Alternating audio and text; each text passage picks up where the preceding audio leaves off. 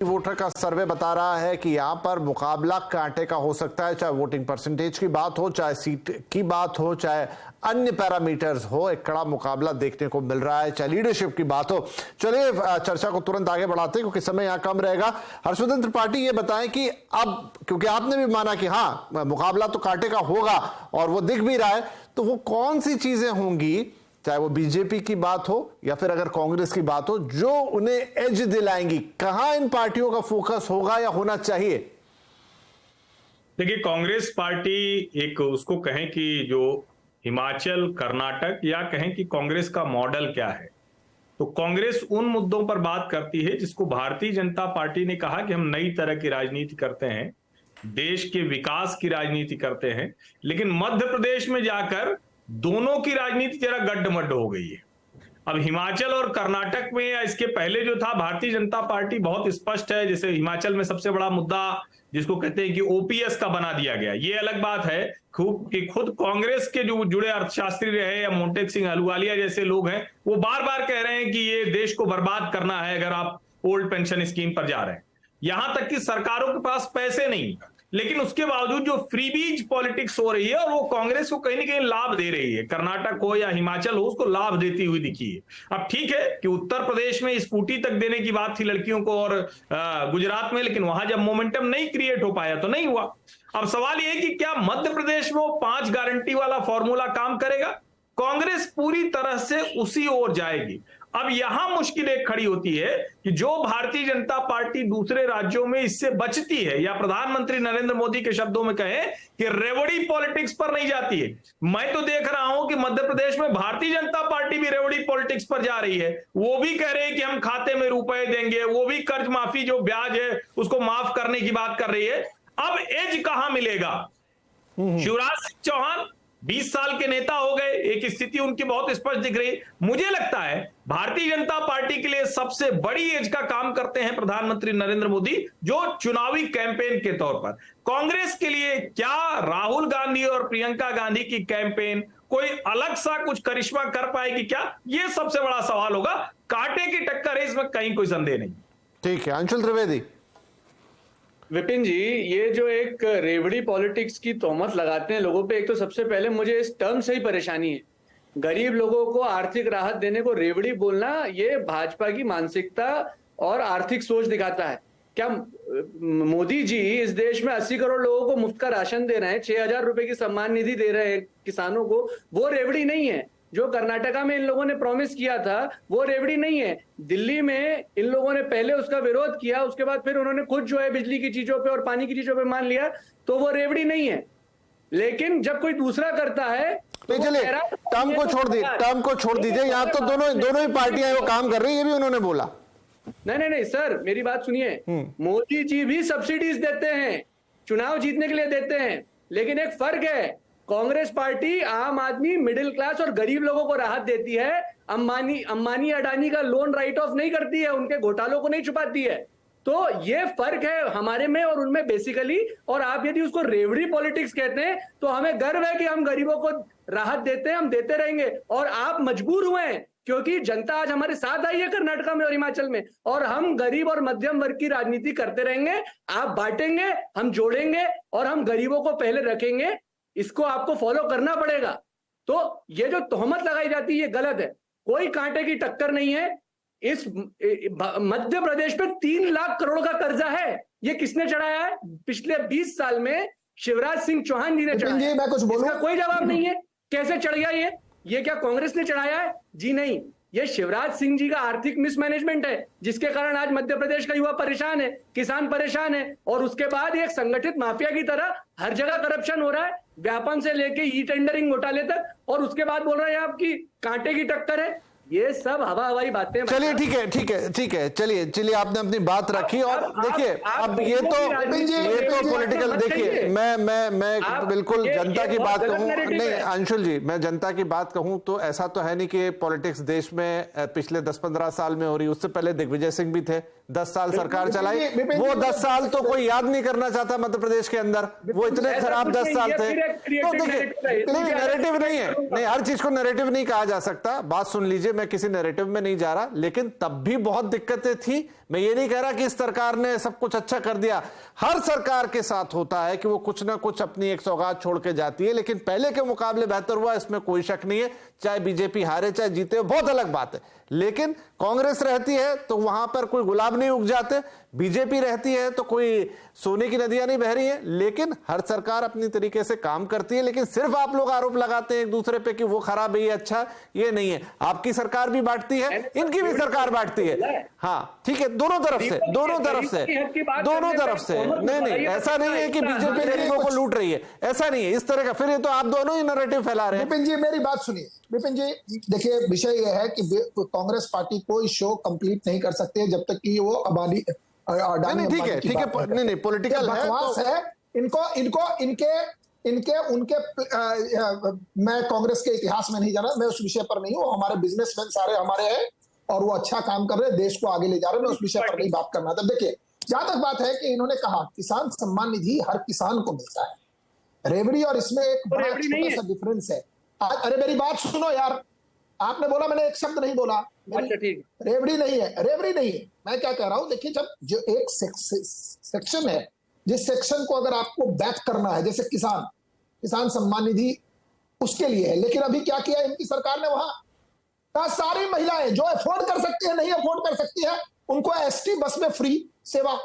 अब वहां क्या स्थिति आप देख रहे हैं, आते ही इन्होंने बिजली का बिल बढ़ा दिया। इन्होंने कहा था ओपीएस लाएंगे, कर्नाटक में कहा है ओपीएस भाई, कहा गया तुम्हारा? तुमने कांग्रेस पार्टी ने कहा था, राहुल गांधी ने जीतने राजीव जी 1500 रुपए का वादा तो शिवराज भी कर रहे हैं।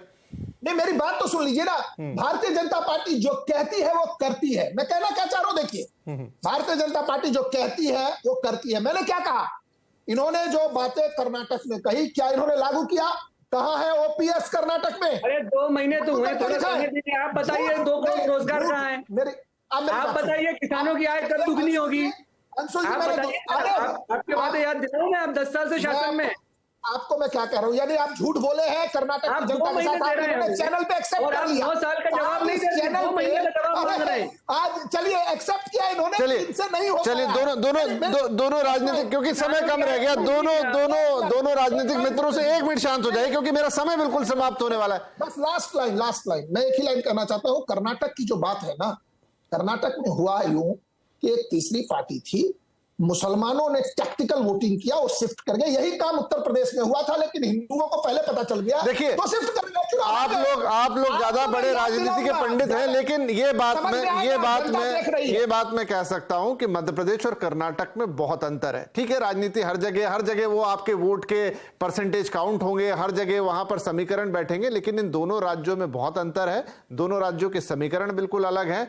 एक राज्य में प्रधानमंत्री का जाना अलग इंपैक्ट पैदा करता है, दूसरे राज्य में तो वो तो साफ बात है। अब रिजल्ट जो आएगा वो अलग बात है। प्रेम कुमार साहब, क्विकली एक आंसर दीजिएगा। आम आदमी पार्टी भी बात कर रही है, आम आदमी पार्टी आजकल जहां भी जाती है तो थोड़ा बहुत कुछ हलचल पैदा करती है। आम आदमी पार्टी के होने से, प्रेजेंस से, दोनों में से किसी पार्टी को नुकसान या फायदा होता हुआ दिख रहा है? देखिए विवेक जी, आम आदमी पार्टी को एसएस कोई भी सर्वेयर्स भी नहीं कर पाया है। गुजरात में भी उसने जिस तरीके से प्रेजेंस दिखाया था, इतना एक्सपेक्टेशन किसी को नहीं था। इवन नरेंद्र मोदी जी की मां के नाम पर गाली देने वाले वहां उनका पुरानी बाइट दिखाने के बावजूद आम आदमी पार्टी गुजरात में इतना बढ़िया परफॉर्म कर गई, किसी ने नहीं सोचा था। तो इसलिए इसको एसेस करना कि उसका क्वांटम क्या होगा इफेक्ट का, जैसे राजस्थान में पंजाब से सटा है तो वहां दिखता है कि असर होगा, लेकिन मध्य प्रदेश में आम आदमी पार्टी की मौजूदगी बहुत नहीं के बराबर है, तो उस हिसाब से हम कह सकते हैं कि इसका नेग्लिजिबल इफेक्ट होगा। जी हर्षवर्धन त्रिपाठी, लास्ट कमेंट कोई, जहां पर हम ये देखें कि अभी तो देखिए शुरुआती ट्रैकर है, लेकिन ये अगले 3-4 महीनों में परिस्थितियां कुछ बहुत ज्यादा बदलती हुई दिखाई देंगी या कमोबेश यही जो इस समय आज हम बात कर रहे हैं उसी के इर्द गिर्द रहेगी? एक आध कोई मुद्दा ऊपर आ जाए अलग बात है, नहीं तो चीजें नहीं बदलेगी। देखिए, मूल बात तो यही है कि मुद्दा कैसे होता है और कैंपेन कैसे चलती है, लेकिन एक बात यहां समझिए, ये आमने सामने का मुकाबला है। एक तरफ भी अगर थोड़ा सा वोट स्विंग हो गया तो सीटों में उसका बहुत जबरदस्त परिवर्तन देखने को मिलेगा। और जब लगातार एक कहें कि वोट परसेंटेज एकदम बराबर सा टकराता है ना, तो आने वाले चुनाव में उसके एक तरफ स्विंग करने की बहुत ज्यादा गुंजाइश होती है। अब वो किस तरफ स्विंग होगा ये तो कैंपेन तो कुछ होता हुआ देखेंगे क्या अगले 3-4 महीने में, जो आप इशारा कर रहे हैं? निश्चित तौर पर बड़ी चीजें दिखेंगी। और मुझे तो सबसे बड़ी चीज यही लगती है ना कि प्रधानमंत्री नरेंद्र मोदी लंबे अरसे के बाद, मैं ये कह रहा हूं कि आप उनके भाषण देखिए, लंबे अरसे के बाद मध्य प्रदेश में जिस तरह से दिखे हैं चुनावी मोड में, ये भी बहुत महत्वपूर्ण होगा। चलिए ठीक है, देखिए जो भी सरकार आए, बीजेपी आए, कांग्रेस आए, लेकिन काम जनता का होना चाहिए। ठीक है, अपने अपने मुद्दे हैं, अपने अपने तर्क हैं, अपने अपने तर्क हैं। प्रधानमंत्री की अपनी छवि और बाकी दो बड़े नेता जो मध्य प्रदेश में आमने सामने होंगे उनकी अपनी छवि और आपके अपने वादे। लेकिन अब जब मुकाबला कांटे का है, तो जैसा हर्षवर्धन ने भी कहा कि आने वाले 3-4 महीने काफी दिलचस्प रहने वाले हैं। और मध्य प्रदेश एक अलग तरीके की स्टेट है, हिंदू हार्टलैंड का हिस्सा है, हिंदी भाषी प्रदेश है, तो यहाँ की राजनीति भी थोड़ी अलग है, थोड़े से लोग भी अलग है। इंटरेस्टिंग होगा। आप सभी मेहमानों को दोबारा आमंत्रित करेंगे और बातचीत होती रहेगी मध्य प्रदेश के पहले तक। आज के लिए बहुत बहुत धन्यवाद की जहां आने वाले वक्त में होने चुनाव, और हम कह रहे हैं कि क्या, और ये क्या कह रहे हैं, हम पूछ रहे हैं कि क्या मुकाबला बराबरी का। प्रधानमंत्री नरेंद्र मोदी के दौरे के बाद से मध्य प्रदेश में चुनावी बिगुल बज चुका है। मध्य प्रदेश में इस साल के आखिर में विधानसभा चुनाव होने हैं और इससे पहले एमपी में चुनावी दांवपेच भी चल रहे हैं। एक तरफ शिवराज सरकार की योजनाएं और वादे हैं, तो दूसरी तरफ कांग्रेस की गारंटियां हैं। इस बीच सी वोटर ने जनता के बीच एक सर्वे किया जिसमें बीजेपी और कांग्रेस के बीच कड़ा मुकाबला नजर आ रहा है। एमपी में क्या है पब्लिक का मूड, सबसे पहले आज इसी पे नजर डालेंगे और फिर इसी पे चर्चा करेंगे। तो सी वोटर के इस सर्वे में क्या बड़े पॉइंट्स निकल कर आए हैं, पहले आपको वो बताते हैं। तो देखिए एक नजर यहां पर डालते हैं सी वोटर का सर्वे क्या कहता है। तो देखिए कुल 230 सीटें हैं मध्य प्रदेश की विधानसभा में, और किसे कितनी सीटें मिल सकती हैं, सी वोटर का ये सर्वे है। बीजेपी को 106 से 118, कांग्रेस को 108 से 120, इनफैक्ट 2 सीटें ज्यादा बीजेपी से। तो यहां कांटे की टक्कर बीएसपी के भी खाते में 4 आ सकती है, जबकि अन्य के खाते में 4। तो ये एक अनुमान। दूसरा, किसे कितना वोट शेयर, तो देखिए बीजेपी और Congress almost neck to neck 44% दोनों को ये सर्वे दिखा रहा है, जबकि बीएसपी को 2% और अन्य को 10% वोट शेयर जाता हुआ दिख रहा है। जब बात आती है मुख्यमंत्री की, तो सीएम की पसंद कौन है, जनता किसे देखती है, तो देखिए यहां पे भी कांटे का मुकाबला दिख रहा है। शिवराज सिंह चौहान जो कि ऑलमोस्ट 20 साल से इस प्रदेश को संभाल रहे, 37% चाहते हैं लोग कि वो बने, लेकिन कमलनाथ को भी 36% यहां पर लोग चाह रहे हैं कि वो संभालें। ज्योतिरादित्य सिंधिया 12%, दिग्विजय सिंह 1%, अन्य 14%। इनका ज्यादा मतलब नहीं, लेकिन ये जो दोनों बड़े नेता, नेक टू नेक मुकाबला। पब्लिक का मूड क्या कहता है, क्या आम आदमी पार्टी के चुनाव लड़ने से कांग्रेस को नुकसान होगा, तो जी हां 42% लोग मानते हैं कि ऐसा हो सकता है, जबकि बहुत ज्यादा दूरी नहीं है। 39% लोगों का कहना है कि ऐसा नहीं होगा। 19% लोगों को कुछ अता पता नहीं है, लेकिन 42% लोगों का मानना है कि ऐसा होगा। अब राज्य सरकार के कामकाज से लोग कितना संतुष्ट है, जब ये पूछा गया तो बीजेपी के खाते में 40% आया है, कम संतुष्ट 27, असंतुष्ट 31। तो कम और असंतुष्ट को मिला देंगे तो ये एक बड़ा फिगर बन जाता है 60% के आसपास का। लेकिन 40% बहुत संतुष्ट हैं, तो ये 40% कितना मैटर करता है, ये आगे चर्चा में हम देखेंगे। इसके अलावा कुछ और सवाल जो पूछे गए वोटर से कि सीएम के कामकाज, पर्टिकुलर शिवराज सिंह के कामकाज से कितना खुश है, तो यहां पर भी बहुत खुश होने वालों की संख्या 40% थी, जबकि असंतुष्ट मिलके करीब और कम संतुष्ट मिलके बाकी का परसेंटेज 60% के आसपास। अब कौन सा पलड़ा भारी है, ये देखने वाली बात होगी। नेता विपक्ष कमलनाथ के कामकाज से कितना संतुष्ट है, मतलब इस दौरान पिछले 5 साल में उन्होंने जो जनता जनार्दन से मुलाकातें की, बातें की, तो 31% तो लोग बहुत संतुष्ट हैं। लेकिन बाकी जो है यहाँ पर भी वो परसेंटेज बढ़ा है, करीब 70% के आसपास या 65% के आसपास कम या असंतुष्ट हैं। तो अगेन ये भी एक बड़ा सवाल होता है, लेकिन क्योंकि वो कोई सत्ता में नहीं है इसलिए सवाल थोड़ा अलग है। और सबसे बड़ा मुद्दा क्या है, ये एक अच्छा सवाल है कि भाई एक प्रादेशिक चुनाव में और मध्य प्रदेश जैसे चुनाव में क्या सबसे बड़ा है, तो देखिए बेरोजगारी यहाँ पर सबसे बड़े मुद्दे के तौर पे दिख रही है। 33% लोग मानते हैं कि बेरोजगारी एक बड़ा मुद्दा है। महंगाई को भी 16% लोग एक मुद्दा समझते हैं, भ्रष्टाचार को 7% और बुनियादी सुविधाओं को 7%। तो मतलब मुद्दे भी जैसे किसी प्रदेश में हो सकते हैं उसी तरीके से डिस्ट्रीब्यूटेड यहाँ दिखाई दे रहे हैं। और सबसे बड़े मुद्दे क्या हैं? तो स्थानीय मुद्दे, जो जहां रहते हैं उनको लगता है कि हाँ, उनके उस क्षेत्र में क्या क्या प्रॉब्लम्स हैं, क्या क्या चीज़ें हैं, शायद वो उसके हिसाब से वोट करेंगे। और बाकी अन्य मुद्दों पर पूरे प्रदेश की जहां बात आ जाती हो, कुछ योजनाओं की बात आ जाती हो सरकार की, वो 10% के आसपास लोग हैं जो मानते हैं कि क्या होना चाहिए।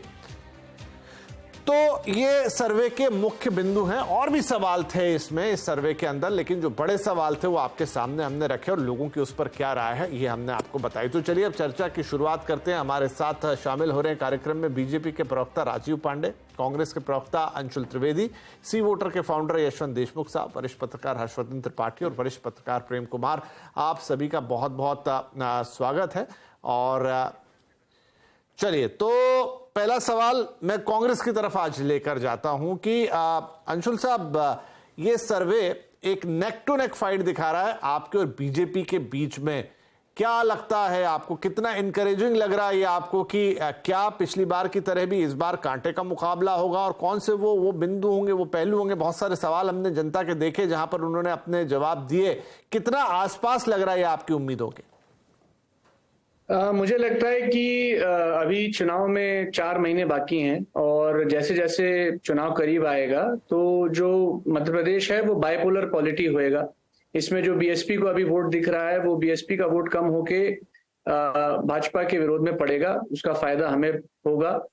और धीरे धीरे धीरे कर्नाटका में भी यही कहा गया था कि नेक टू नेक फाइट है और अंत तक जब नतीजे आए तो आपने देखा कि एक लैंडस्लाइड विक्ट्री थी। मुझे लगता है कि मध्य प्रदेश भी कुछ उसी राह पे जा रहा है कि मध्य प्रदेश में भी ऑलमोस्ट कर्नाटक या उस तरीके के नतीजे आएंगे। तो छोटा सा जवाब था लेकिन काफी स्ट्रेट फॉरवर्ड और एक कॉन्फिडेंट जवाब। हर्षवर्धन त्रिपाठी, क्या ये सर्वे का सही तस्वीर मध्य प्रदेश की पेश कर रहा है? बातों में होता है कि वहां नेक टू नेक मुकाबला हो सकता है और पिछले विधानसभा चुनाव में भी वो मुकाबला देखने को मिला था, तब से अब तक में क्या बदला?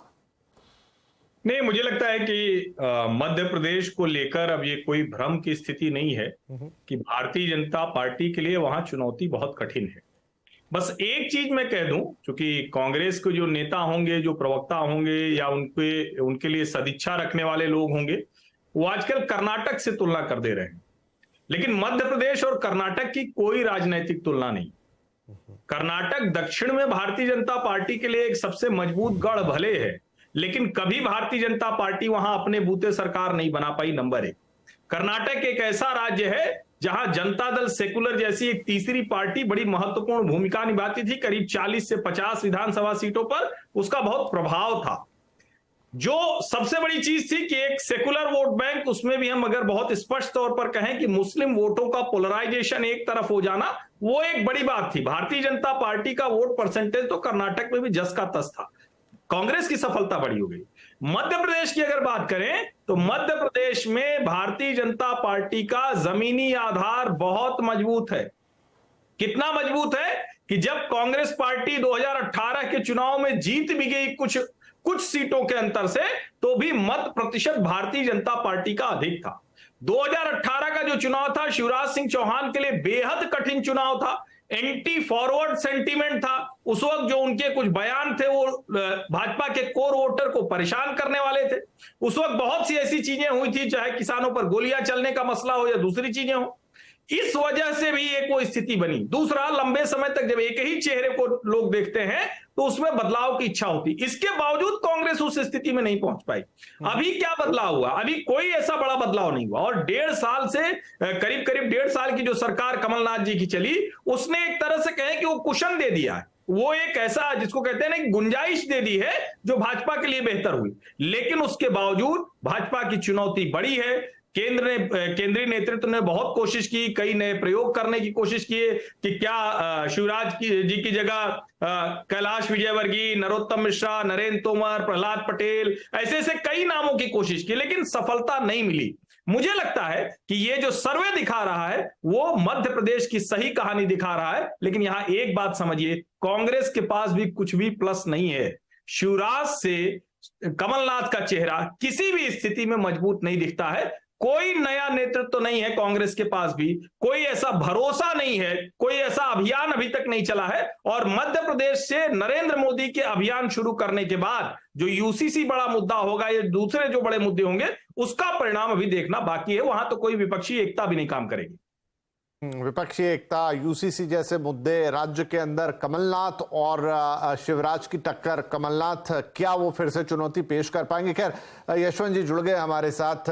यशवंत जी, तो ये सर्वे जो है अभी एक शुरुआती सर्वे है, लेकिन क्या माने कि तस्वीर कुछ इसी तरह की बनती? हर्षवर्धन भी कह रहे हैं कि चुनौती है, कड़ी है बीजेपी के लिए, लेकिन फिर भी इस सर्वे की माने तो आपने तो मतलब यहां देखा जाए 2 सीटें ज्यादा दे रहे हैं आप बीजेपी, कांग्रेस को बीजेपी के ऊपर।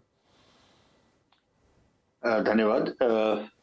देखिए, ट्रैकर है, ट्रैकर तो हमारा रोज चलता है। अभी आंकड़े कुछ सामने आए हैं, लेकिन ट्रैकर का मतलब होता है आज और अभी के समय में आपका स्थिति क्या है। अब आज जो हम आपका ब्लड प्रेशर नाप करके आपका ब्लड ग्लूकोज लेवल या ब्लड प्रेशर आपका बताएंगे, वो आज से 3 महीने बाद भी वही रहेगा, इसकी कोई गारंटी नहीं है। उस समय का जो होगा वो हमारे ट्रैकर में उस समय पता लगेगा। लेकिन वर्तमान जो परिस्थिति है उसमें कुछ चीजें बहुत साफ हैं कि बीजेपी के लिए एक बड़ा प्लस पॉइंट यह है कि मध्य प्रदेश उनका संगठनात्मक राज्य है, जो सन 52 से भारतीय जनसंघ के बनने के बाद से दरअसल मध्य भारत ये उनकी कोर कॉन्स्टिट्यूंसी, कोर इलाका रहा है, जहां पे उनका संगठन मजबूत रहा है। वहां पे चेहरे उतने ज्यादा महत्वपूर्ण नहीं होते जितना संगठन महत्वपूर्ण होता है। तो एक ये कारण है जिसके कारण 20 साल की इनकम्बेंसी के बावजूद भी, जिसमें से 1.5 साल आप हटा दीजिए अगर कमलनाथ जी जो बीच में मुख्यमंत्री बने थे, उसके बावजूद भी अगर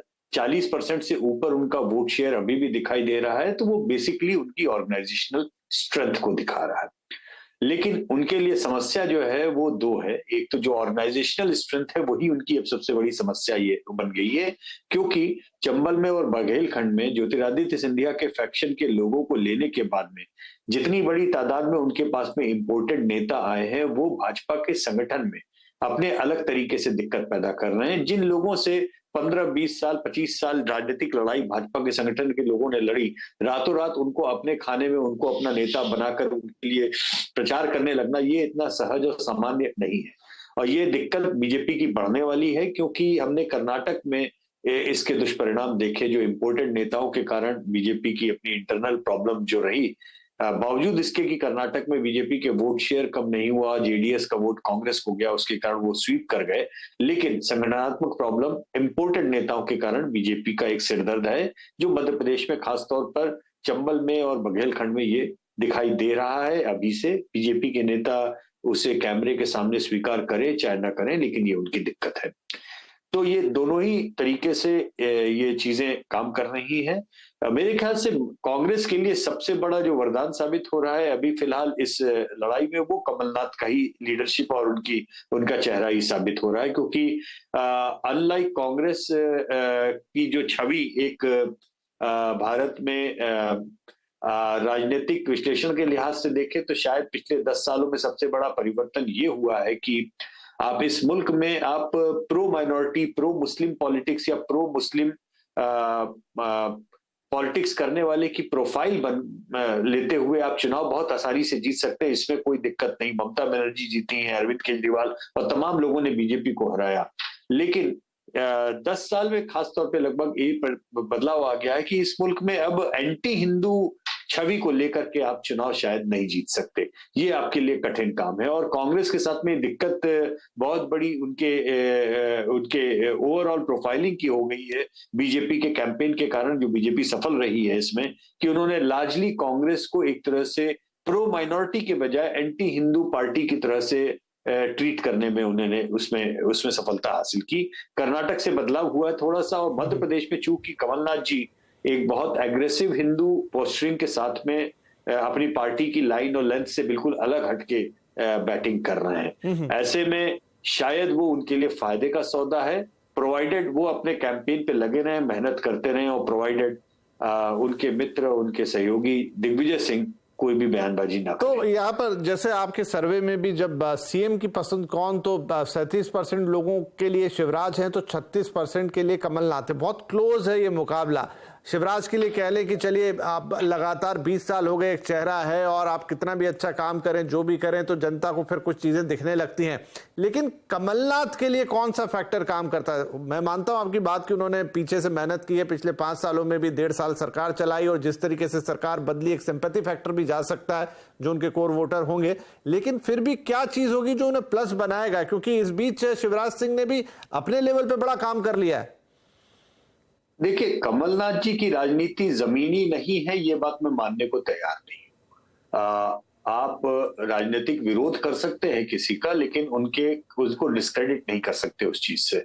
77 के चुनाव में पूरे मुल्क में कांग्रेस की नॉर्थ इंडिया में सुपड़ा साफ हो गया था, तब भी कमलनाथ जी अपनी सीट पे जीत करके लोकसभा में पहुंच गए थे। मेरा मानना यह है कि उन्होंने क्या किया है ऐसा, ये तो इसी बात से क्लैरिटी होनी चाहिए कि वो अपनी लोकसभा सीट पर पिछले 40 साल से लगातार जीत रहे हैं या अपने परिवार के लोगों को जिता रहे हैं। ये कोई छोटी बात नहीं है। नंबर एक चीज, 2014 में जब बीजेपी जीती तो प्रोटेम स्पीकर जो होता है वो सदन के सबसे वरिष्ठतम व्यक्ति को बनाया जाता है। कमलनाथ जी थे जिन्होंने सबको शपथ दिलाई। तो वो उनकी वरिष्ठता या उनकी जमीनी राजनीति के ऊपर कोई शक या अंदेशा नहीं किया जा सकता। अंदेशा जरूर कांग्रेस के अपने इंटरनल स्क्वैबल्स की जरूर होता है, कांग्रेस की अंदरूनी लड़ाई, बितरगाह, और साथ में वहां पे जो एक विचित्र किस्म की राजनीति दिग्विजय सिंह जी की चलती रहती है, जिसमें वो उनके अपने बयान अलग किस्म का विरोधाभास खड़ा करते हैं और उसके कारण उनको नुकसान उठाना पड़े या उसके कारण कोई दिक्कत हो जाए तो बात अलग है। अदरवाइज मुझे लगता है कि शिवराज जी की छवि अपने काम, अपने लगातार प्रधान मुख्यमंत्री के रूप में उनके किए गए कामों के कारण बनी है। तो कमलनाथ जी की छवि केवल एक लॉन्ग टर्म सीनियर लीडर जो कि अपने तरीके से जमीन की राजनीति करता रहता है, उस लॉन्गिविटी के कारण उनकी भी छवि अपनी जगह पे बनी है। जी, एक और सर्वे का जो पॉइंट है जो थोड़ा चौंकाने वाला भी कह सकते हैं कि किसके हिंदुत्व पर ज्यादा भरोसा, तो यहाँ शिवराज सिंह के खाते में 42% है लेकिन कमलनाथ के खाते में 44% है। अब हिंदुत्व तो माने कि बीजेपी का कोर है और शिवराज उसको भी हाथ में लेकर चलते हैं और भी उनको संगठन का सपोर्ट है जैसा आपने कहा, लेकिन यहां पर ये ज्यादा परसेंटेज टू कमलनाथ जो दिखा रहा है, इसके क्या मायने हैं? इसके मायने यही है कि शिवराज सिंह अपनी व्यक्तिगत राजनीति में, व्यक्तिगत हैसियत में, व्यक्तिगत लीडरशिप में कांग्रेस से हटके अलग और लंबी लाइन खींच रहे हैं और कांग्रेस की जो ऑफिशियल पोजीशनिंग या आइडियोलॉजिकल पोजीशनिंग है उससे अलग हट करके वो हिम्मत रखते हैं कि इलेक्टोरली उनको क्या चीज सही लग रही है वो उसके हिसाब से। यही मैं कहना चाह रहा हूं कि हो सकता है कि जनता कांग्रेस के बारे में ये राय न रखती हो। अगर हम ये सवाल पूछें भाजपा और कांग्रेस को लेकर के तो कतई ये नतीजे इस तरीके के नहीं आएंगे। यह ऐसा मेरा मानना है जितना भी मैं अनुभव रखता हूं। लेकिन चूंकि ये कमलनाथ के व्यक्तिगत छवि के रूप में सवाल ये पूछा गया, इस तरीके के नतीजे। नहीं, ये हिंदुत्व वाली बात मैं कह रहा हूं। अगर आप मैं हिंदुत्व वाले ही बात पे कह रहा हूं कि अगर हिंदुत्व के ऊपर सवाल भाजपा और कांग्रेस के बीच में पूछा जाए कि किस पार्टी के हिंदुत्व पे आप यकीन करते हैं तो नतीजे बहुत ही अलग आएंगे। लेकिन चूंकि ये व्यक्तिगत रूप से कमलनाथ जी की छवि और कमलनाथ के नेतृत्व के लिए कहा गया, इसलिए ज्यादातर लोगों ने उसके ऊपर उनके इस सर्वे पे क्विक सवाल और ले लूं, फिर अपने मेहमानों के पास जाता हूं। इसमें एक सवाल था कि प्रधानमंत्री मोदी के दौरों से एमपी में बीजेपी को फायदा होगा और यहाँ 50% से ज्यादा लोग कह रहे हैं कि होगा। तो ये एक लीडरशिप के तौर पर प्रधानमंत्री मोदी हैं, दूसरे मुख्यमंत्री, और दोनों ही बढ़िया लीडर हैं। ऐसा नहीं है कि एक लीडर कम है, दूसरा, एक का प्रदेश पे अच्छा दबदबा है और दूसरा तो पूरे देश का लीडर है। तो क्या ये दोनों फैक्टर मिलकर बीजेपी को एकदम अलग नहीं खड़ा कर देते?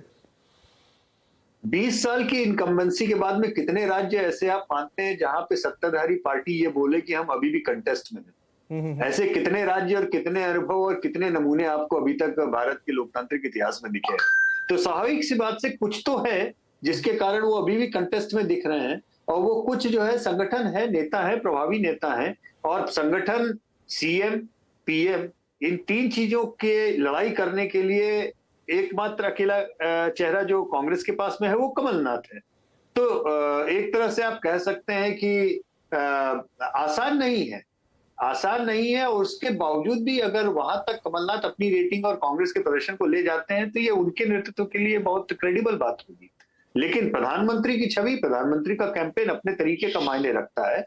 ये हमने देखा है 5 साल पहले जब कांग्रेस की सरकार भी थी तो उसके 4 महीने के अंदर लोगों ने जिस तरीके का लोकसभा में वोट दिया, या इस सर्वे की भी हम बात करें, इस सर्वे में आप प्रधानमंत्री से संतुष्ट लोगों का नंबर देखिए और मध्य प्रदेश की सरकार या मुख्यमंत्री से संतुष्ट लोगों का नंबर देखिए। इस सवाल में जब 44% वोट की टाई आप देख रहे हैं, तो यही चीज हम लोकसभा के लिए जब पूछते हैं तो 60% लोग कहते हैं, इन्हीं लोगों में से 60% करीब लोग कहते हैं वो भाजपा को वोट देंगे अगर ये लोकसभा के चुनाव होते हैं तो ये जो स्प्लिट है ये प्रधानमंत्री का अपना प्रभाव है, उनकी पॉपुलैरिटी है, उससे कोई इनकार नहीं है। लेकिन उस पॉपुलैरिटी को कितना वो अपने विधानसभा चुनाव में अपने मुख्यमंत्री और अपने सरकार के लिए कर पाते, ये भी अपने आप में एक अलग विषय है। क्योंकि हमने कर्नाटक में भी देख लिया, हमने 2018 के चुनावों में भी देख लिया, लोग लोकसभा में वोट देने के लिए तैयार हैं प्रधानमंत्री मोदी को, लेकिन हर समय विधानसभा में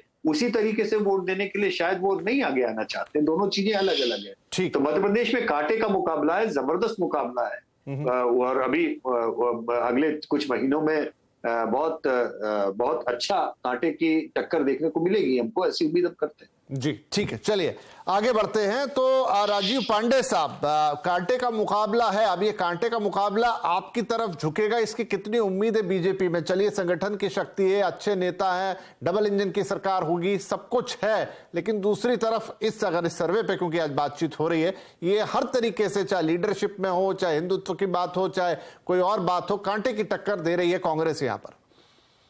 विपिन जी, अभी मध्य प्रदेश का जब ये सर्वे है, यशवंत भाई को मैं फॉलो करता हूं, जानते हैं मुझे कि इश्यू है कि इनका सर्वे है, इनका ट्रैकर है। इस मध्य प्रदेश का चुनाव आपको गुजरात की चुनाव को याद दिलाएगा। मैं बताता हूं कैसे। हुआ यूं था कि गुजरात में भी इस चुनाव से पहले कांग्रेस काफी एग्रेसिव होकर के कांग्रेस का वोट प्रतिशत भी बढ़ा।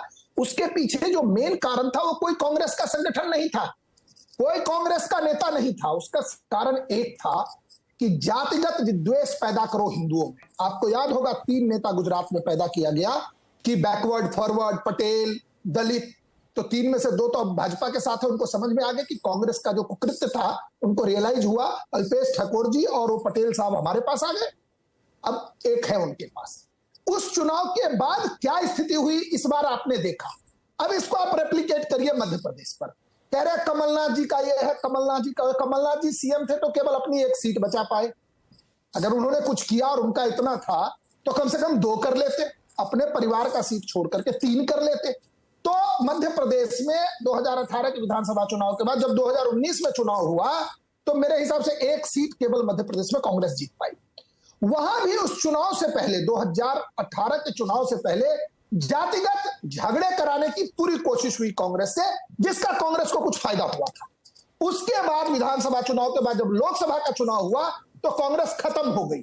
मैं उसी आधार पर कह रहा हूं कि जैसे गुजरात में इन्होंने किया था, जातिगत हिंदुओं को बांटो और मुसलमानों का सपोर्ट पूरी तरीके से ले लो, चुनाव निकालो, यह इनका गुजरात में टेक्निक था, वो फेल हुआ। यही टेक्निक इनका मध्य प्रदेश में फेल होगा। अब मैं आता हूं काम पर। देखिए, जिस प्रकार से प्रधानमंत्री जी का चल रहा है पूरे देश में और जिस तरीके से शिवराज जी का चल रहा है, एक केवल यशवंत भाई के सारे ट्रैकर के बाद में केवल एक चीज पे है जो हिंदुत्व वाली बात पे है ना, कि इंडिविजुअल हिंदुत्व, कमलनाथ का हिंदुत्व पूरे मध्य प्रदेश को पता है कि किस प्रकार का है।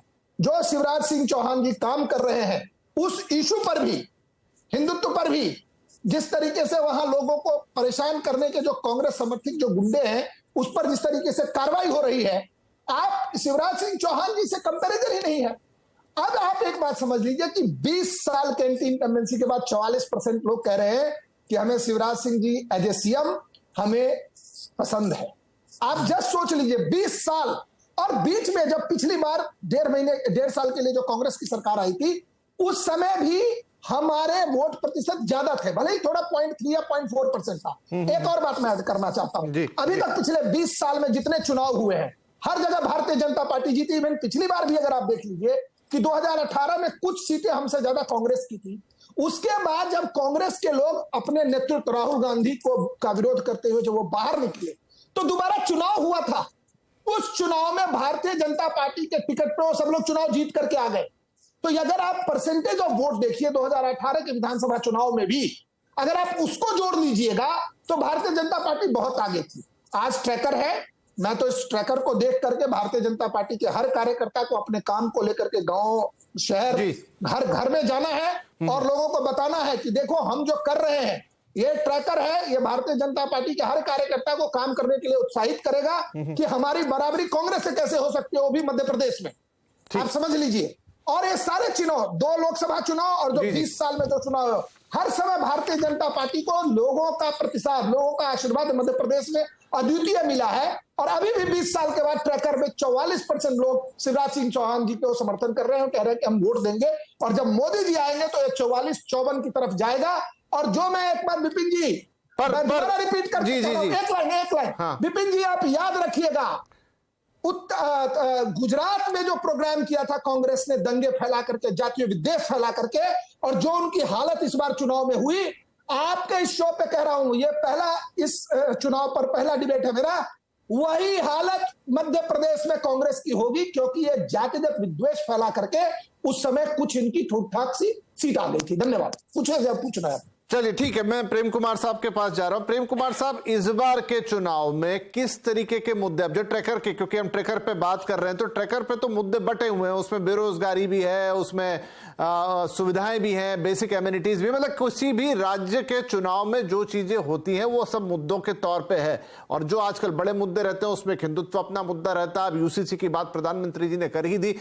क्या फैक्टर प्ले करेगा जब मध्य प्रदेश में वोट डलेंगे? जी विपिन जी, देखिए सर्वे के नतीजे और पैनलिस्ट की राय एक कॉमन है कि भाई एंटी इनकम्बेंसी तो है, और ये मान भी रहे हैं कि 20 साल की एंटी इनकम्बेंसी के बाद सरकार के लिए बचना मुश्किल होता है। एक आंकड़ा जो आपने बताया कि प्रधानमंत्री जी अगर चुनाव प्रचार करने जाते हैं तो वो प्रभावित करेंगे और मददगार साबित होंगे, इसके नतीजे 50% से ज्यादा।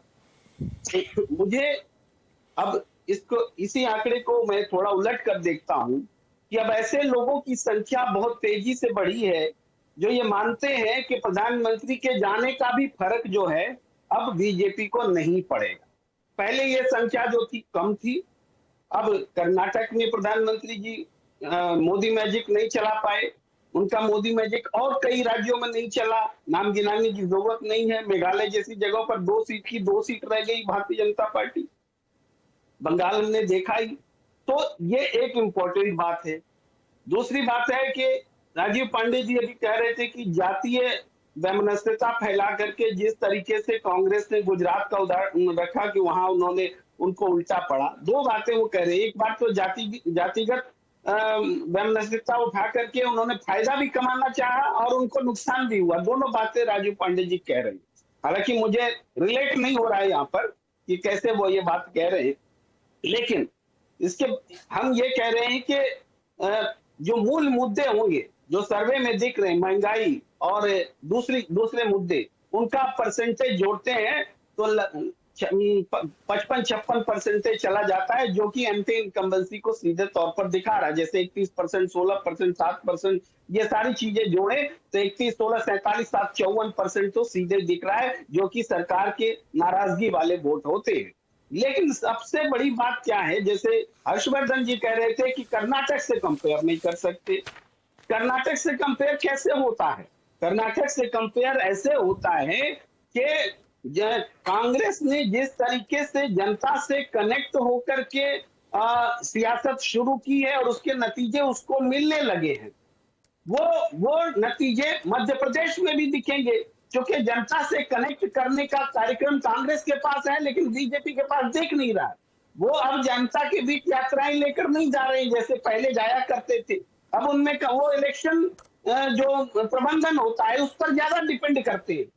तो कांग्रेस ने दिखाया कि अब इलेक्शन प्रबंधन से ही सब कुछ नहीं होगा, वास्तव में जनता से कनेक्ट जब बनेगा तभी उन्होंने सियासत बदली है। और इसलिए कर्नाटक से ये संबंध है। और कर्नाटक से मैं दूसरा संबंध नहीं देख रहा। हर्षवर्धन जी कुछ परसेंटेज वाला संबंध देख रहे थे, मैं परसेंटेज वाला संबंध नहीं देख रहा हूं। परसेंटेज में अगर देखेंगे तो कर्नाटक में कांग्रेस को 38% वोट मिला था, तब भी विपक्ष में आ गई थी 122 से घट करके 80 पर। और इस बार कांग्रेस के वोट प्रतिशत बढ़े, बीजेपी के नहीं बढ़े, 36 के 36 रह गए। तो वो परसेंट मैं नहीं कह रहा, लेकिन मुद्दों के आधार पर आप देखें तो मध्य प्रदेश में बीजेपी को अपना स्टेट बचाना मुश्किल हो रहा है। संगठनात्मक आधार पर कांग्रेस एकजुट है किसी और प्रदेश के मुकाबले, ये उसका पॉजिटिव साइड है। और कर्नाटक का उत्साह है, जनता से कनेक्ट करने की राजनीति है। इन सब कारणों से ये सर्वे जो है कांग्रेस को अपर हैंड दिखा रही है। अभी भी पिछले चुनाव की तुलना करें तो पिछले चुनाव में कांग्रेस को जितने वोट प्रतिशत बढ़े थे और बीजेपी के जितने घटे थे उनको जोड़े तो 8.5% था। इस सर्वे में भी ये कांग्रेस के वोट परसेंट जो है थोड़े बढ़ रहे हैं और बीजेपी के 0.9% घट रहे हैं, कांग्रेस के 2.6% बढ़ रहे हैं। तो ये आप अभी की स्थिति भी बता रही कि कांग्रेस का ग्राफ जो है तेजी से बढ़ रहा है और बीजेपी का घट रहा है, बढ़ नहीं रहा है।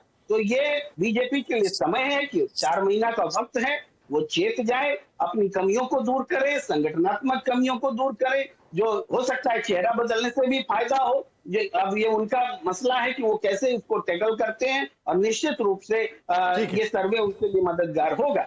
जी, अंशुल त्रिवेदी, आप बोलना भी चाह रहे थे और एक सवाल के साथ में आता हूं कि एंटी इनकम्बेंसी, ठीक है हम बात करते हैं, लेकिन एंटी इनकम्बेंसी बहुत बार थ्योरेटिकल ज्यादा होती है। लेकिन अगर कोई व्यक्ति काम कर रहा है, एक शिवराज सिंह चौहान जिस तरीके के मुख्यमंत्री हैं, जिस तरीके के नेता हैं, और इनफैक्ट उन्होंने पिछले 1.5-2 साल के अंदर बहुत सारी ऐसी चीजें, अब उस डिबेट में अभी नहीं जा रहे कि वो फ्रीबीज में आएंगी या किस में आएंगी, और वो सोशल इंजीनियरिंग शुरू से करते आए, उसके लिए वो जाने भी जाते हैं। तो क्या आपको लगता है कि उन चीजों के आगे सिंपल एक जनसंपर्क, थोड़ा सा सॉफ्ट हिंदुत्व और ये सारी चीजें काम करेगी, और सिर्फ इस आधार पर आप जाएंगे और उतरेंगे कि एंटी इनकम्बेंसी होगी इसलिए चुनाव हराना आसान होगा? क्यों? क्योंकि पिछले चुनाव में ऐसा हो गया था। विपिन जी, मैं थोड़ा समय लेना चाहूंगा क्योंकि सब लोगों ने बोला। बिल्कुल समय है, जवाब देना चाहूंगा जी। सबसे पहली बात तो ये जो 20 साल की एंटी इनकम्बेंसी की बात हो रही है, ये खुद गलत है। ये 5 साल पहले चुनाव हारे थे, जनता ने इनको निकाला था। उसके बाद सिंधिया जी की जो कारनामे थे उसके चलते ये लोग चुनाव जीत पाए। चुनाव भी उस वक्त जीत पाए क्योंकि इन लोगों की सरकार थी, और जब सरकार बन जाती है तो बाई इलेक्शन जीतना आसान होता है। उसके बाद जो हमें बोल रहे हैं कि हर्षवर्धन जी ने बोला कि भाई कांग्रेस के पास कोई पॉजिटिव नहीं है। पॉजिटिव सबसे बड़ा यह है कि हमारे आज कोई अंतर्विरोध नहीं है। हमारी परेशानी आपने ले ली है। सत्ता के लिए शिवराज सिंह ने जो ज्योतिरादित्य सिंधिया रूपी विष पी लिया है और अब उन लोगों को वो संभाल नहीं पा रहे हैं। इसका मैं आपको उदाहरण देता हूं कि पिछले कई दशकों में पहली बार हम लोग ग्वालियर का मेयरल इलेक्शन जीते हैं। तो जो अपने शहर में अपने जगह पे मेयर का चुनाव नहीं जीता पा रहा है, अंतर्विरोध अलग खड़ा कर रहा है, वो आने वाले समय में परेशानी करेगा क्योंकि व्यक्ति सत्ता के लिए ही छोड़ के गया है पार्टी को। तो आपके यहां भी वो शांत नहीं बैठेगा। नंबर 2। नंबर 3, ये जो लगातार बात हो रही है कि मोदी जी का मैजिक चलेगा कि नहीं चलेगा। भाई मोदी जी पहले गए हिमाचल में हारे, उसके बाद गए कर्नाटका में हारे, वो महाराष्ट्र में खरीदी हुई सरकार और एकनाथ शिंदे की बैसाखी पे खड़े हुए हैं, वो मेघालय में खरीदी हुई सरकार पे चलते हैं। बहुत अच्छी बात कही मेरे भाजपा के दोस्त ने कि अल्पेश ठाकुर और ये पटेल थे, हार्दिक पटेल, वो जातीय विद्वेष फैलाते थे। तो वो जब तक भाजपा के बाहर रहते हैं तो वो जातीय विद्वेष फैलाते हैं, और जब उनके साथ आ जाते हैं तो वो हिंदू हो जाते हैं। ये दोहरे मापदंड जो हैं जनता के बीच में पूरी तरह खत्म हो चुके हैं। पिछले चुनाव में ज्योतिरादित्य सिंधिया बोलते थे कि शिवराज सिंह जी के हाथ खून से सने हुए हैं, और उसके बाद सत्ता के लिए आलिंगन कर लिया, गले लगा लिया। और शिवराज सिंह जी कहते थे कि ये जिसने झांसी की रानी को जिसके खानदान ने धोखा दिया वो हमारे यहाँ आ रहा है, उसको फिर। तो जनता के बीच में पूरी तरह डिस्क्रेडिटेड है। रही बात कि केवल क्या एंटी इनकम्बेंसी से हम लोग जीत रहे हैं, जी नहीं भाई साहब। आप यदि ग्राउंड पे जाएंगे तो आज जो मुख्यमंत्री जी की विकास यात्रा चल रही है, और याद रखिएगा ये चुने हुए मुख्यमंत्री नहीं है, ये बिके हुए विधायकों की खरीदी हुई सरकार पे टेम्पररी बैठे हुए मुख्यमंत्री हैं। उनको गांव में घुसने नहीं दिया जा रहा है। और क्या वजह है? वजह क्या है? फसल बीमा योजना आप जो है प्रचार करते हैं, उसमें 50 रुपए 100 रुपए किसानों के लिए आ रहे हैं, और उसके बनस्पत आप देखिए कि कमलनाथ जी की जो सरकार थी उसने 100 रुपए में 100 यूनिट बिजली दी किसानों को, जो कहा सो किया। 1 लाख किसानों का कर्जा माफ हुआ, ये भाजपा ने मना किया, लेकिन देखिए विपिन जी, कृषि मंत्री ने ठीक है, विधानसभा के पटल पर कंप्लीट, उसके बाद आप माना। बोलिएगा राजीव जी। तो ये कोई एंटी इनकम्बेंसी की बात नहीं है ठीक है। सर, मैं बहुत सारी चीजों का जवाब दे रहा हूं, इसको मेरे को थोड़ा समय दीजिए। तो ये जो एक बात है कि हमारे अंतर विरोध नहीं है, आज भाजपा के अंदर बहुत सारे सीएम के दावेदार हो गए, नरोत्तम मिश्रा के मन में भी इच्छाएं जाग गई हैं, ठीक है। उनके यहाँ बहुत सारे जो हैं ज्योतिरादित्य सिंधिया हैं जो कि आए हैं अपनी महत्वाकांक्षाएं लेके, और मोदी जी को तो शीर्ष नेतृत्व भी पसंद नहीं करता है। मोदी जी बोल रहा हूँ, शिवराज जी को तो शीर्ष नेतृत्व भी पसंद नहीं करता है। हर बार जब वो दिल्ली जाते हैं तो यहाँ पे लोगों को लगता है कि सरकार बदलने वाली है कि नहीं बदलने वाली है।